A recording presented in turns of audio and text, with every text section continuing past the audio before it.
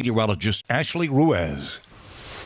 Just a couple of more days in the 80s, potentially topping out near 90 before a nice cold front moves in. If you're not a fan of chilly weather, then I'm sorry, but the cold weather is headed our way. Some of the coldest air we've seen since the spring, and you can see it right on the temperature map right now. Already moving through Oklahoma City right now, 52 degrees, whereas the rest of us in the 70s and 80s. And it is really humid out there as well. All of that Gulf air just in place for days now, and even with all this moisture in place, we're not expecting much in the way of rain with this incoming front. But you see the dry air well to our northwest, so that dry air is going to spill in. Might take a little bit of time for the cooler air to settle in wake of the front, but you can see dry air. So the higher the dew point, the higher the humidity. So we'll be in that muggy category through the weekend,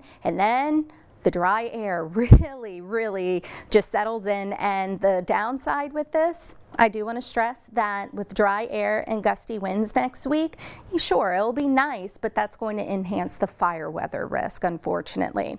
Here's a look at the live sky cam right now. Beautiful sunset underway, 85, feels like 90, so it is going to be pretty soupy tonight, and I would pack the bug spray, definitely going to need it, and make sure you use extreme caution out there, especially overnight, because we could have some areas of dense fog. We have a dense fog advisory in place for areas shaded in yellow from 10 p.m. through 9 a.m. tomorrow. Visibility could drop down to 1/4 of a mile or less, and near zero where fog begins to mix in with some of the smoke. So that's something we really have to pay attention to. Where super fog develops, that's kind of hard to forecast, but we'll be watching. That chance is there.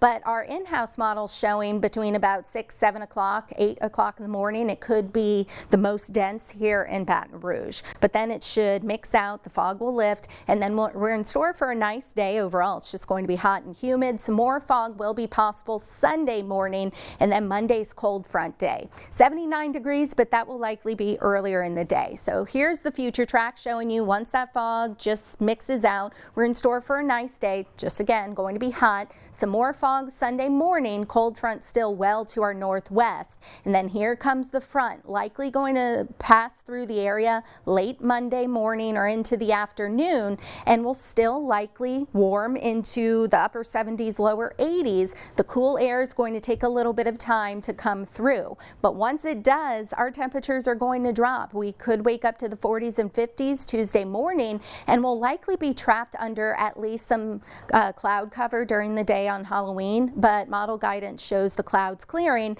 and temperatures tumbling. So here's an outlook for Monday and then on Halloween. As you see, a lot of us may not even get out of the 50s, so the kiddos will definitely need the warm jackets for trick-or-treating, and it's going to be gusty. So if you like chilly weather, again, it's going to be chilly. We could actually be dealing with our first frost of the season, if not here, at least in the area. That would likely be Wednesday night and into Thursday morning, even through next weekend. Temperatures look to be mainly in the 70s, so 60s to start, then 70s. Really nice, cool, crisp air is headed our way, you guys.